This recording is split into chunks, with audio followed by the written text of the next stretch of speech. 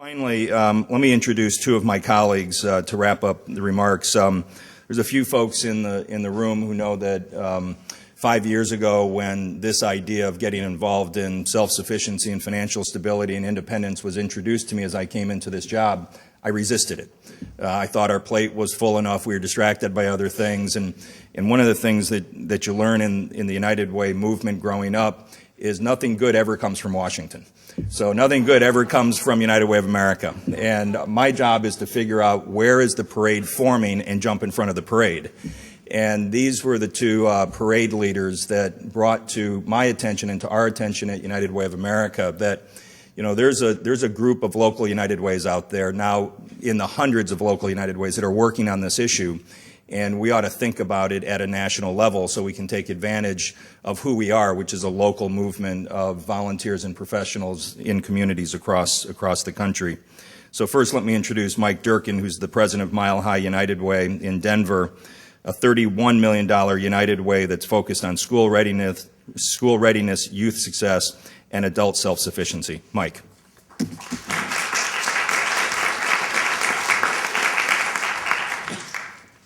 Well, Brian, thank you, and Rodney Slater, thank you for the leadership you all are providing on this. Brian, I would take issue with something you said, that nothing good comes out of Washington. I was upset that Kevin Brown had to leave before this was over because I wanted to thank him for the check that our family got a couple months ago. And I think some good stuff comes out of here. What Mile High United Way is about, and my colleagues across the country really are about, is helping communities support families who want to live independently and stably on their own. This work is incredibly important throughout our country. To give you a little focus in Colorado, recent research that United Way participated in indicated that 20% of the families in Colorado are living below the level of income to live with self-sufficiency, to support themselves with their basic needs on a day-to-day basis. We know that about 2/3 of that 20% are caught in what we refer to as the policy gap, making more than would be on the federal poverty level, but still not enough to support themselves. We're looking at what we can do to help them meet those basic needs, but also to move ahead as individuals and as families. Everything United Way does in our community, whether it's supporting early childhood development programs, helping youth to stay in school and on target for graduation, everything we do is supporting individuals and families' desires to live independently. A couple of examples of what we've been working on, and again, I think this mirrors what my colleagues across the country have done, that really plays well with the Financial Stability Partnership.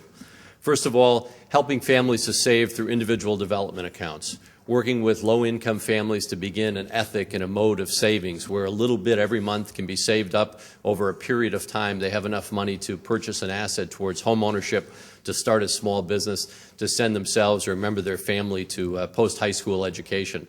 We've had over 1,000 families that have benefited through that and have purchased some sort of asset.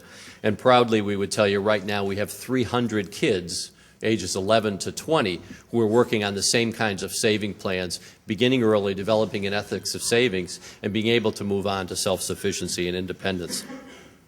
Also in a similar vein, but in a much more focused area, our work with the Jim Casey Foundation and others around the Bridging the Gap partnership to help foster kids. We're working with 175 foster children moving on to emancipation at age 18, who oftentimes have no assets, and within about a year, 20% of those former foster kids will become homeless. This is an issue as a country we can focus on. We know who they are. We can do something about it. Again, we're delighted for our partnership with the Jim Casey Foundation and also the important work that we can do together to help these kids develop an asset base. Brian mentioned the work of 211. United Way in Colorado has pushed Vita Sites, has pushed the EITC program as one of the key thrusts in our 211 program, where people can call, get the help they need, get the referral to get the resources, again, to help them live independently. Finally, in Colorado, we're working on making sure that it's not only individual families we're helping, but it's communities. So we've advocated at the state legislature for a state earned income tax credit as well that can help supplement some of the work of the federal government. This is incredibly important work, and it's also very tough. If one of my colleagues recently talked about if you're in a situation where you don't have enough resources to live sufficiently, you're sort of in a 20-foot hole. There's a lot of resources out there that might get you 6 foot up the way, a step ladder, a rope or something, but it doesn't help you to get all the way to where you've got to go.